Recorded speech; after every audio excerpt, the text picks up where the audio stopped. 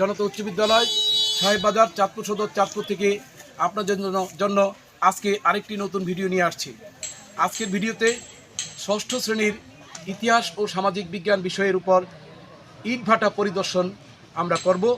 আমাদের শ্রেণী শিক্ষকের দায়িত্বে আছেন জনাব মোহাম্মদ শাইমা আক্তার। তাকে সহযোগিতার জন্য আরেকজন শিক্ষক আছেন জনাব সেলিনা আফরোজ। আরেকজন শিক্ষক আমাদের সাথে আছেন, তিনি হচ্ছেন জনাব মোহাম্মদ আবু বকর সিদ্দিক। যাইতেছ বলো তো, ইটের ভাটা পরিদর্শন কেন করব আমরা? বায়ুমণ্ডল কেন দূষিত হয় আমরা সেই জিনিসটাই ইট ভাটা পরিদর্শন করতে গিয়ে আজকে জানবো। ধন্যবাদ সবাইকে। আমরা এখনই ইট ভাটা পরিদর্শনের জন্য বিদ্যালয়ের গেট থেকে আমরা রওনা দিয়েছি।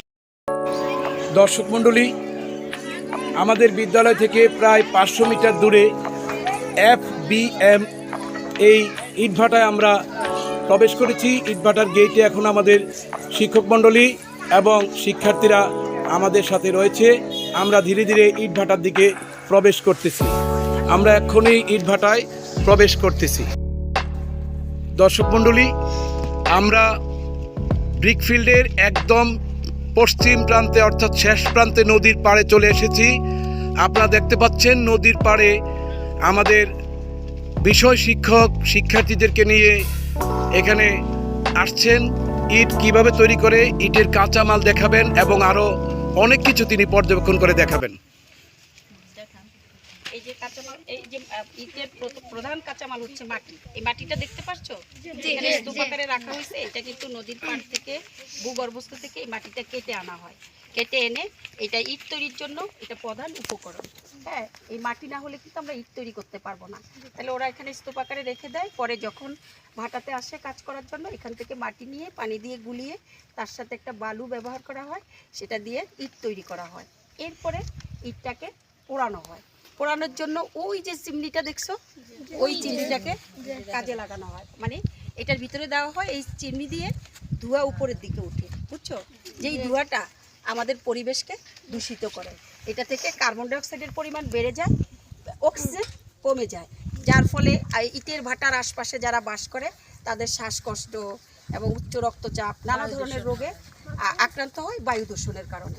আমাদের পরিবেশের ভারসাম্য আমাদের ইটের ভাটা নষ্ট করে। আর তাছাড়া এই যে আবাদি জমিগুলির জন্য এই ইটের ভাটা নেওয়া হয়েছে, এখানে জমির ফসলের পরিমাণ, যে ফসলের যে জমির পরিমাণ সেটা কমে যায় এবং সেই আবাদি জমিগুলিতে কি হয়, দূষণে পরিণত হয়। ধন্যবাদ আমাদের শ্রেণী শিক্ষক, তিনি শিক্ষার্থীদেরকে সব কিছু বুঝিয়ে দিয়েছেন। এখন তিনি এই শিক্ষার্থীদেরকে নিয়ে যাবে সেই যেখানে ইট বানানো হয় এবং ইট পোড়ানো হয়, এই দুটো সিনারিটা শিক্ষক তাদেরকে সরজমিনে দেখাবেন।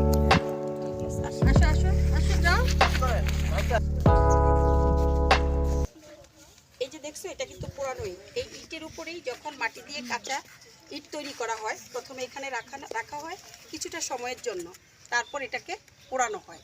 আর পোড়ানোর জন্য আমরা ওখানে চলে যাব, দেখবো আমরা ওই পোড়ানোর কিভাবে পোড়ানো হয়, পোড়ানোর জন্য কি কি উপকরণ ব্যবহার করে সেটা সম্পর্কে আমরা জানবো। যেমন কাঠ ব্যবহার করে, ডিজেল ব্যবহার করে, হ্যাঁ, কয়লা ব্যবহার করে জ্বালানি হিসাবে। এগুলি কোথা থেকে পাওয়া যায় সেটা সম্পর্কে আমি তোমাদেরকে ধারণা দিচ্ছি। যেমন কয়লাটা হচ্ছে খনিজ পদার্থ, এটা মাটির নিচ থেকে পাওয়া যায়। ডিজেল আমরা বিদেশ থেকে আমদানি করে নিয়ে আসি, হ্যাঁ। আর কাঠ, এটা আমরা বন থেকে আনি। এতে করে আসলে আমাদের পরিবেশের ভারসাম্য নষ্ট হয়। কী করে? যেমন কয়লার পোড়ানোর পরে ছাই হয়, যেই ছাইটা বাতাসের সাথে মিশলে, হ্যাঁ, বায়ু দূষিত হয়।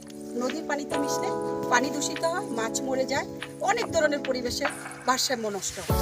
আর এছাড়া কাঠটা দিয়ে যখন পোড়ানো হয়, হ্যাঁ, বাগান ধ্বংস হয় এবং জ্বালানি হিসেবে কাঠটাকে ব্যবহার করা হয়, গাছ কমে যায়, যার ফলে আমাদের পরিবেশের ভারসাম্য নষ্ট হয়, বন উজাড় হয়। ধন্যবাদ ম্যাডাম আপনাকে, অনেক কিছু তারা জানতে পারলো। এখনই আমরা চলে যাব যেখানে ইট পোড়ানো হয়, আমরা সেই ইট পোড়ানোর স্থানে চলে যাব। দর্শক মণ্ডলী, যেখানে ইট পোড়ানো হয় আমরা ঠিক সেই জায়গায় ঢুকতেছি। আমাদের শিক্ষক এবং সহকারী হিসেবে যে সেলিনা আফরোজ এবং জনাব মোহাম্মদ আবু বকর সিদ্দিক, এই তিনজন শিক্ষকের সহযোগিতা আজকে আমরা যেখানে পোড়ানো হয় শিক্ষার্থীদেরকে সেখানে নিয়ে এসেছি। তোমরা এক এক করে ঘুরে ঘুরে দেখো কিভাবে ইট পোড়ানো হয়। এখানে ম্যাডাম সহযোগিতা করে শিক্ষার্থীদেরকে ইট পোড়ানো দেখাচ্ছেন। আমরা দেখতে পাচ্ছি শিক্ষার্থীরা ঘুরে ঘুরে ইট পোড়ানোর যে স্থানটা সেটা দেখতেছে। কিছুক্ষণ পরে আমরা শিক্ষার্থীরা যা নোট করেছে খাতায় আমরা এক এক করে প্রশ্ন। দর্শক মণ্ডলী, আমাদের শিক্ষার্থীরা এতক্ষণ যে নোট করেছে আমরা এখন প্রশ্ন করব। আমরা এখানে অনেক শিক্ষার্থী দেখতে পাচ্ছি। প্রথমে আমি একজন শিক্ষার্থীর সাথে কথা বলতে চাই। তোমার নাম? সুহাইবা আক্তার। সুহাইবা আক্তার। তুমি এখানে যে জনতা স্কুল থেকে তোমরা আসছো, আমরা কি পরিদর্শন করার জন্য আসছি বলো তো? ইটের ভাটা। ইটের ভাটা পরিদর্শন করতে। ইট বানাতে যে কাঁচামাল লাগে, তুমি একটা কাঁচামালের নাম বলো। মাটি। মাটি। আচ্ছা, মাটি কোথা থেকে আমরা সংগ্রহ করি বলতে পারবা? যে কোথা থেকে? কৃষি জমি বা পাহাড় থেকে। পাহাড় থেকে। আচ্ছা, এতে করে কি পরিবেশের উপর কোনো প্রভাব পড়ে? যে কি? কৃষি জমি কমে যায়, পাহাড় ধসে পড়ে, এতে করে গাছপালা ও ঝুম ধ্বংস হচ্ছে। ধন্যবাদ সুহাইবা আক্তারকে। দর্শক মণ্ডলী, আমরা আরেকজন শিক্ষার্থীর সাথে কথা বলবো। তোমার নাম? ইকরাম মেজি। ইকরাম মিজি। তুমি ইট ইট তৈরির যে একটা কাঁচামাল, এই ও তো বলছে মাটি। মাটি ছাড়া আর কিছু আছে? যে কি আছে? বালু। বালু। আচ্ছা, বালু কোথা থেকে আসে বলতে পারবা তুমি? নদীর পার ভূগর্ভ থেকে আসে। আচ্ছা, বালু যে আমরা নদীর পার কেটে আনি, এতে কি পরিবেশের উপর কোনো প্রভাব পড়ে? যে নদীর স্বাভাবিক গতি কমে যাচ্ছে, পরিবেশ ভারসাম্য নষ্ট হচ্ছে। হ্যাঁ, ধন্যবাদ তোমাকে। আমি আরেকজন শিক্ষার্থীর সাথে কথা বলতে চাই। তোমার নাম? সামিয়া আক্তার। সামিয়া আক্তার। তুমি আরেকটি উপাদানের কথা বলো তো আমাদেরকে। এই যে স্যার কয়লা। এই যেখানে কয়লা দেখা যাচ্ছে, আচ্ছা এই কয়লাটা আমরা কোত্থেকে সংগ্রহ করি বলতে পারবা? খনি থেকে। খনিটা কোথায় আছে? সিলেট। সিলেট থেকে সংগ্রহ করি। ঠিক আছে, অনেক সুন্দর হয়েছে। এই কয়লা দিয়ে আমরা ইট ভাটা পোড়াই, ইট তৈরি করি। এতে কি পরিবেশের উপর কোনো প্রভাব পড়ে? জি স্যার। কি পড়ে? স্যার কয়লা পোড়ানোর পরে অনেক ছাই হয়। এই ছাইগুলো বায়ুমণ্ডল দূষিত করে। বায়ুমণ্ডল দূষিত হলে মানুষের শ্বাসকষ্ট হয়, কারণ অক্সিজেন কমে যায় এবং কার্বন ডাই অক্সাইড বেড়ে যায় এ কারণে। ধন্যবাদ সামিয়া আক্তারকে। এবারে আমরা আরেকজন শিক্ষার্থীকে প্রশ্ন করছি। তোমার নাম? Rafsan Ahmed. Rafsan Ahmed.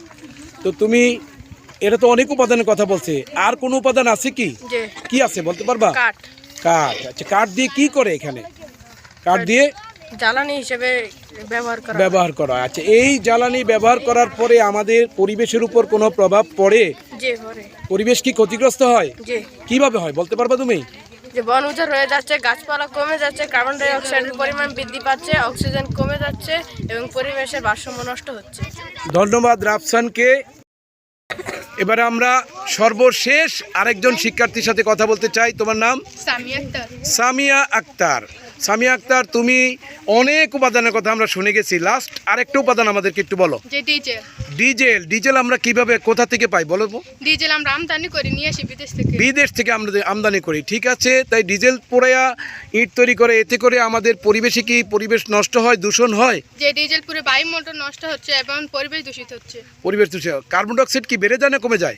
Carbon die oxide বেড়ে যায়। হ্যাঁ, আর অক্সিজেন কমে যায়। এতে করে আমাদের পরিবেশে আমাদের শ্বাসকষ্ট হয়, অনেক রোগ হয়। ঠিক আছে, ধন্যবাদ তোমাকে। শিক্ষার্থীদের সাক্ষাৎকার পর্ব এখানে শেষ হলো। দর্শক মণ্ডলী, আপনারা দেখতে পাচ্ছেন আমার সামনে যে সহযোগিতায় শিক্ষক রয়েছিলেন জনাব শিলনা প্রোজ। আমি তার অনুভূতিটা এখন জানতে চাইব। ম্যাডাম, আপনার কাছে আজকের যে শিক্ষার্থীরা যে শিখন অভিজ্ঞতা অর্জন করলো, আপনার কাছে কেমন মনে হচ্ছে, অনুভূতি কেমন লাগছে আপনার? অনেক চমৎকার ম্যাম, অনেক সুন্দরভাবে উপস্থাপন করেছেন। সাথে বাচ্চারাও, ক্লাসটা ছিল অত্যন্ত প্রাণবন্ত। ইটের ভাটায় কিভাবে বায়ু দূষণ হয় অত্যন্ত চমৎকারভাবে উপস্থাপন করেছেন ম্যাডাম। এজন্য ম্যাডামকে অনেক অনেক ধন্যবাদ। আমার কাছে ক্লাসটা এত ভালো লেগেছে। আসলে এইভাবে ক্লাস করলেই বাচ্চারা সুন্দরভাবে সব কিছু বুঝতে পারবে। ম্যাডাম, আপনাকেও অনেক অনেক ধন্যবাদ। দর্শক মণ্ডলী, আমরা ইট ভাটার শেষ প্রান্তে চলে এসেছি এবং আমাদের ভিডিও প্রায় শেষের পথে। আমরা ইট ভাটায় ইট তৈরি হয়, পরিবেশ দূষণ হয়। পরিবেশ দূষণকে আমরা না বলবো এবং সবাই আমরা পরিবেশ দূষণকে এক স্বরে বলবো। পরিবেশ দূষণকে আমরা না বলি। আবার বলো, পরিবেশ দূষণকে আমরা না বলি। ধন্যবাদ সবাইকে। আমাদের পরিবেশ আমরা সুস্থ রাখার জন্য শিক্ষার্থীরা এবং শিক্ষকরা মিলে, সমাজের সকলে মিলে আমরা পরিবেশকে সুন্দর করে গড়ে তুলব, এই কামনায় আজকে আমি আপনাদের সামনে থেকে বিদায় নিচ্ছি। আসসালামু আলাইকুম রহমতুল্লাহ বারাকাতুহু।